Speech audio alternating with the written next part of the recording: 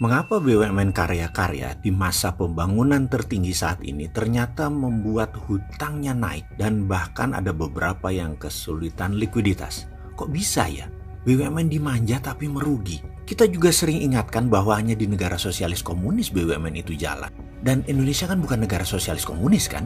Kita memang sih banyak mengiblat ke negara tersebut, para pejabatnya saat ini, dan salah beberapa derajat arahnya. Jadi ya gitu deh, nyembahnya ekonominya jadi nggak karuan. Kita juga ingatkan sekarang bahwa UKM yang tidak kunjung didukung oleh kebijakan pemerintah suatu saat akan meledak masalahnya. Fakta data bahwa UKM merupakan penyerap 90% angkatan kerja, juga 65% ekonomi perputaran uang adalah di UKM. Tapi sayang tidak ada program untuk scale up atau pembiayaan khusus atau perhatian serius sementara ini oleh negara. Sementara BUMN secara pasar ya kecil dibandingkan UKM, padahal sudah dimanja habis-habisan loh dengan jabatan kementerian. Rugi lagi. Pokoknya bingung kita dibuatnya. Kembali ke pertanyaan di awal, kok bisa rugi? Kita semua tahu per kilometer membangun jalan tol investasinya 5 juta dolar. Namun di Indonesia per kilometer bisa 8 juta dolar. Kok lebih tinggi ya? Atau BUMN yang untung gede? Atau di markup 3 juta dolar per kilometernya sehingga BUMN duitnya banyak? Tapi kayaknya nggak gitu cara ngelihatnya. Bagaimana kalau kita buka masalahnya? Begini melihatnya.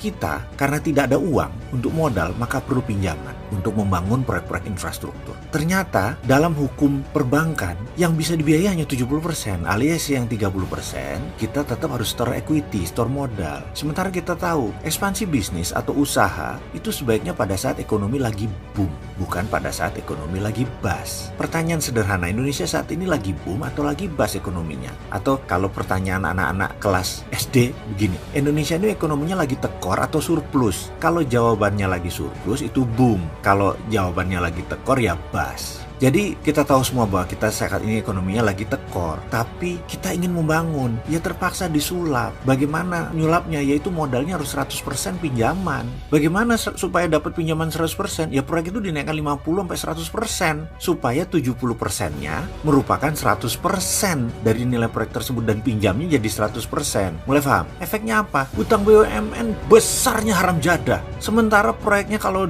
terlalu dipaksakan untuk membayar hutang pinjaman 100%, ya sudah nggak pasti masuk. Sementara proyek terlalu dipaksakan untuk membayar hutang pinjaman 100%. Sudah itu ke infrastruktur statis lagi, bukan infrastruktur dinamis. Infrastruktur dinamisnya barang negara lain, baca barang impor. Ya berat lah membayar hutangnya. Tetapi secara fisik memang keren, terlihatnya memang keren. Namun di sisi cash flow, uang di tanah air ya jadi kering. Terlihat dari mana? Inflasi rendah. Inflasi rendah itu dua mata pisau. Benar rendah atau karena tidak ada transaksi, karena uangnya kering. Ya nggak ada transaksi ya terang aja inflasinya rendah. Yang mana yang Indonesia? Apa yang terjadi kalau ternyata yang kedua, transaksi perputaran uang di tanah air memang turun? Apa buktinya lagi? Properti sekarang industrinya mati suri. Buktinya apa lagi? Impor bahan bakunya naik, termasuk impor pangan. Buktinya apa lagi? Perindustrian yang biasanya tumbuh di atas pertumbuhan ekonomi nasional sekarang tumbuh di bawah pertumbuhan nasional. Ini ada yang salah. Masih mau lanjutkan atau menggunakan konsep ekonomi baru, new economic model, atau masih bertahan ala IMF dan ala obor? Wah, pokoknya kapan sih?